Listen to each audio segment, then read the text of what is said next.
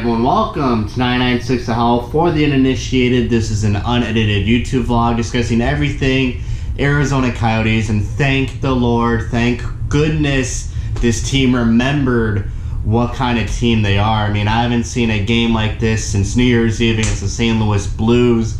I mean, this is what the Coyotes are known for. This is the reason why they were first place in the division for most of December. They need to get back to how they played against the Oilers and sort of against the Chicago Blackhawks too. I thought there's a lot of positives to take out of that Chicago game. They were moving their feet, they were fast, so many offensive opportunities for the team. Sure, they went down early 2-0, but they battled back, they stuck to it, and Raanta came out huge. I was so surprised Raanta was getting the start against Chicago. I thought he was awful against Edmonton before the break. He was poor against Anaheim. I thought Hill played better than Raanta did when he faced the Kings, but Talkie decides to go with Raanta, and Raanta just makes so many saves, made 40 saves or more against Chicago, including that Scorpion save that might have saved the Coyotes' playoffs hopes. They go into overtime, they get the loser point. You know what? They'll take it. They'll take the loser point. I think they lost in the shootout there. When you have Taves and Kane in your shootout rotation, once Taves scores, Kane, so much pressure off him to score. But getting to that Oilers game, Coyotes shut it down hard, and they're missing their two best defensemen, their top pairing defensemen in Demers and OEL. Going into this, I was nervous. I thought, missing the top pair of Demers and OEL is going to hurt them. OEL is used to shut down McDavid all the time, but now that responsibility shifted to Chychrun and Goligoski, and they did a wonderful job. I thought Ness and Lyubushkin had a great game. I thought the whole defense had a great game. Osterley stepped up too, even offensively, and even on the power play, I was impressed by his play.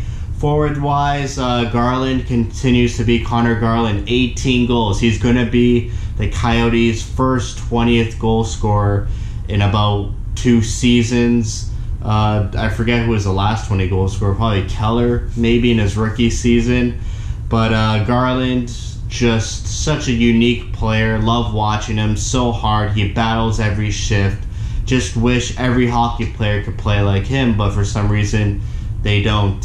Lawson Krause with a huge shorthanded goal. The penalty kill was awesome this game, shutting down the number 1 power play in the league that the Oilers had. And just a tight, suffocating game by the Coyotes. A true Arizona Coyote game that we haven't seen in about 11 games. Pretty much didn't see it all the month of January. They finally get back to their winning ways. They have points in 3 straight games. They got to build on this, going back into the top 3 of the division with the Vegas Golden Knights losing tonight. I'm pretty sure if the Flames lose tonight, Arizona would be 3rd place. So we'll see what happens with Calgary. But just a great game. Felt like the Keller, Schmaltz, and Stroza line was interesting. A lot of speed on that line, but I felt like they were defending too much and getting hemmed in their zone a bit too much. But they could work on it. They could get better. I like how Tockett's, throwing all 3 speedy boys onto one line. Hopefully they get it going. I liked Soderberg, Fisher, and Richardson. 2 straight games of just great forechecking. It seems like whenever that 4th line is on the ice, they're in the offensive zone, which is a good sign. They're generating, and then that Hall, Garland, and Dvorak line just builds off of it. And Hall looked good tonight. He had a few chances. As long as he's putting up points, I'm happy. Him and Garland have such great chemistry, and that pass Hall made to Garland on Garland's goal was just an elite play. Kudos to Raanta for the shutout. He deserved it. 2 straight games of great performances. Haven't seen him put together back-to-back games in a while of his standard and his quality of goaltending. So hopefully he rides that out. Hopefully Kemper comes back soon on this Eastern road trip that's going to start on Saturday. They got one more home game against Carolina on Thursday. And Barrett Hayton got sent down to the Tucson Roadrunners for a conditional stint. The Roadrunners have 7 games in 13 days, and the conditional stints only last 14 days. So expect Barrett Hayton to play 7 games pretty much every other night, get his work boots going, hopefully gain some confidence, sharpens his game a bit after being sidelined for a month. And after the stint, gets called up to the Coyotes and is there for the playoff push to, supplement them with some offense. That would be a huge acquisition, probably near the beginning of March. So that's it for me. I'm so glad to see a true Coyotes game after this month of just up and down, roller coaster, inconsistent defensive play.